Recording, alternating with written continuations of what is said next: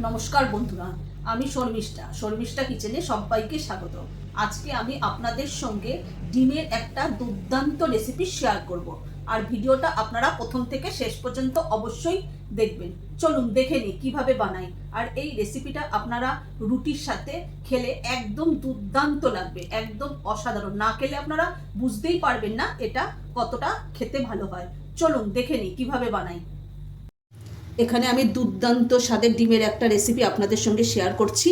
এখানে আমি 5টা ডিম নিয়ে নিয়েছি, আর এখানে নিয়েছি ক্যাপসিকাম কুচি, পেঁয়াজ কুচি, গাজর কুচি, আর এখানে কাঁচা লঙ্কা কুচি আছে। আমি ডিমের মধ্যে একটু নুন দিয়ে দেবো।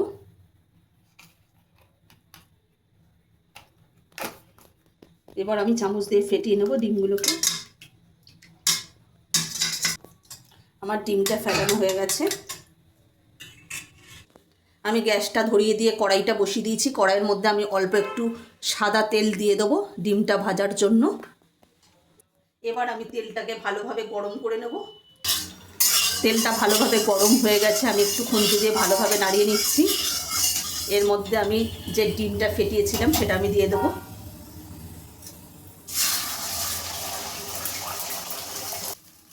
আমি ডিমটা এবার ভেজে নেব একটু ভালো করে, কেন এখনও কাঁচা রয়েছে। এই যে এরকম একদম কড়া করে একটু ভেজে নেবো, নাহলে ডিমের মধ্যে আঁশটা গন্ধ বেরোবে।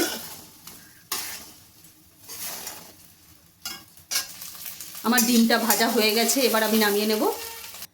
আমি গ্যাসটা ধরিয়ে দিয়ে কড়াইটা বসিয়ে দিয়েছি। আবার আমি এর মধ্যে সাদা তেল দিয়ে দেবো। আমি পরিমাণ মতো সাদা তেল দিয়ে দিলাম। তেলটা ভালোভাবে গরম হয়ে গেছে, আমি খুন্তি দিয়ে আবার নাড়িয়ে নিলাম।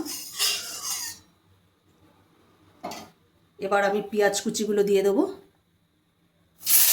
আমি পেঁয়াজ কুচিগুলো দিয়ে দিয়েছি, গাজর কুচিগুলোও দিয়ে দিলাম, ক্যাপসিকাম কুচি আর কাঁচা লঙ্কা কুচিগুলো আমি সমস্ত কিছু একবারে দিয়ে দিলাম। এর মধ্যে আমি স্বাদ মতো নুন দিয়ে দেবো। নুন দিয়ে দিয়েছি, এবার আমি ভালোভাবে ভেজে নেব সবজিটা। এর মধ্যে আমি কিছু উপকরণ ব্যবহার করব। হাফ চামচের মতো আমি ধনে গুঁড়ো দিয়ে দিলাম,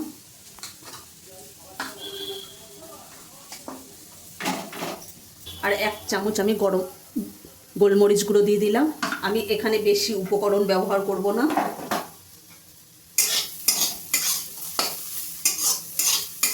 এবার আমি ভালো করে নাড়িয়ে চাড়িয়ে আমি ডিমটা দিয়ে দেবো এর মধ্যে।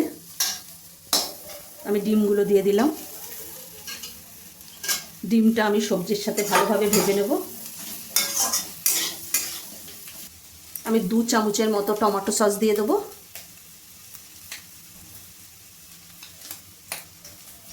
আর 2 চামচ সোয়া সস, আর ওপর থেকে একটু কাসুরি মেথি ছড়িয়ে দেবো। এবার আমি ভালো করে মিক্স করে নেব।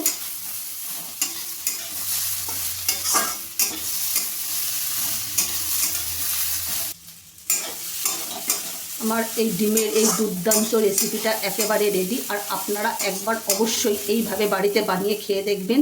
একদম অসাধারণ লাগে, রুটির সাথে একদম দুর্দান্ত লাগবে। দেখুন কত সুন্দর হয়েছে। আপনারা এইভাবে একবার বাড়িতে বানিয়ে খেয়ে দেখবেন। আমার এটা ডিমের দুর্দান্ত রেসিপিটা আমার হয়ে গেছে। এবার আমি নামিয়ে নেব। ডিমের এই দুর্দান্ত রেসিপি পরিবেশনের জন্য একেবারে রেডি, আর আপনারা একবার অবশ্যই এইভাবে বাড়িতে বানিয়ে খেয়ে আমাকে কমেন্ট করে জানাবেন যে আপনাদের কেমন লাগলো।